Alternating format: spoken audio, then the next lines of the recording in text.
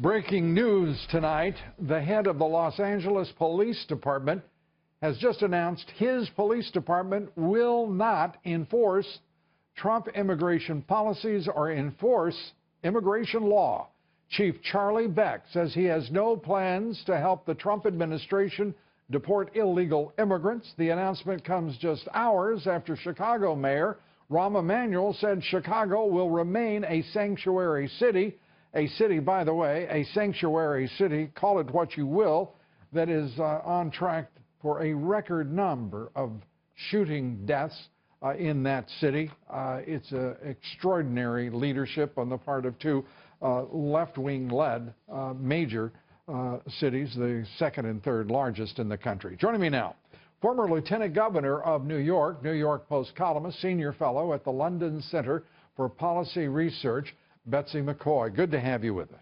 Thank you. Let's start with reaction to Chief Charlie Beck. I mean, this is outrageous. And the public all across the country should be outraged because Donald Trump made the election, to some extent, a referendum on this very issue: illegal immigration, sanctuary cities, and the threat to our safety. The death of Kate Steinle, for example, murdered in San Francisco by an illegal immigrant. Which Donald Trump brought to national attention. That's right. And used it as an absolute avatar for what is the outrage of the country's response, and particularly this president's response to illegal immigration. That's right. And so President-elect Trump, I know, will do whatever he can to push back on this, whether it be denying federal funds to these cities that refuse to abide by the rule of law.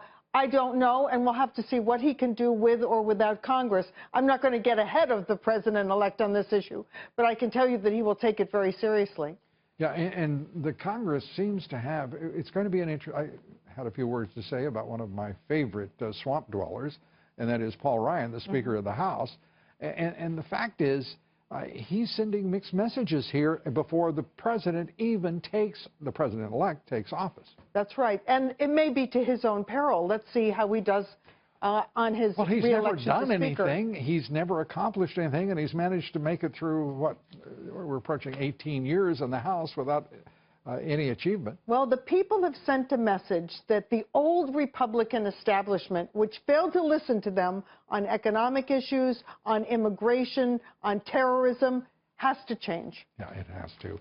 And one of the first changes the president-elect has promised will be the repeal and replacement, and those will be contemporaneous, simultaneous, he says, of Obamacare. That's right. And we're looking at premiums for people, as he has pointed out over the course of the campaign, that the system, the Obamacare health care program is imploding. It's everything the Republican Party warned about in 2009 is taking place. And you hear the left cry, well, 20 million more people are covered, but 10 times that many people, Lou, are suffering because of Obamacare. 155 million people who have seen their deductibles and their on-the-job coverage up 49%.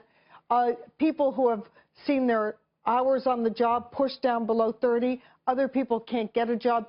The New York Fed just came out with a report that 17% of service companies and 23% of manufacturers in that state have put a lid on hiring because of the employer mandate. And this is tearing up small business and keeping insurance for 26 and under, keeping them on children under those, young adults under that age, still on their parents' policies and pre-existing conditions. He says he's That's right. How much will it cost? They will do in a much less expensive way. Let me explain. They're going to cover pre-existing conditions with risk pools. It will not drive up the premiums and deductibles the way Obamacare does by forcing healthy people to pay those high prices to cover the sick.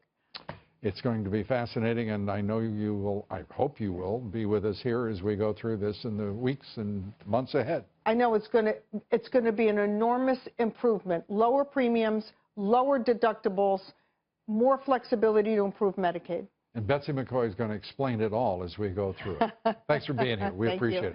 Betsy McCaughey.